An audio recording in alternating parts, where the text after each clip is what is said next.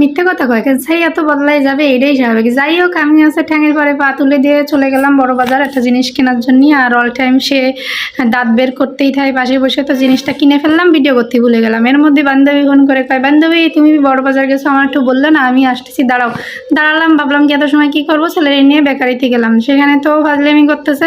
এখানে একটা sandwich order দিলাম, অর্ডার দেওয়ার পরে সে টেবিলের উপরে উঠে খাচ্ছে, ঠিক আছে। তা আমি বললাম কি, বাবা this is not your father shop. তারপরে বুঝতে পারলো।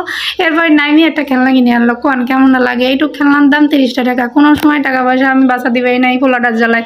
এরপর আমরা কিনে কেটে বান্ধবীর কাজ সেরে বাসায় চলে আসলাম। সে বলে আমি ভিডিও করবো। কি সুন্দর হাত নাড়ায় নাড়ায় ভিডিও করে, দেখছেন আঙুল কি সুন্দর বাড়ি দিয়ে প্যাকেটটা খুলতে। যাই হোক, আমি বললাম তাড়াতাড়ি প্যাকেটটা খোল, নাই মানুষ ভিডিও দেখবে না, কি কিনেছিস তা দেয়া। কয় আম্মু আমি কি কিনেছি দেখাবো। আমি বলছি দেখা, সব জিনিস এরকম দেখাতে হয় না, মানুষের নজর পড়ে, হোক সেটা কম দামি হোক সেটা দামি।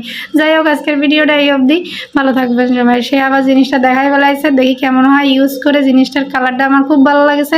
Thank you so much.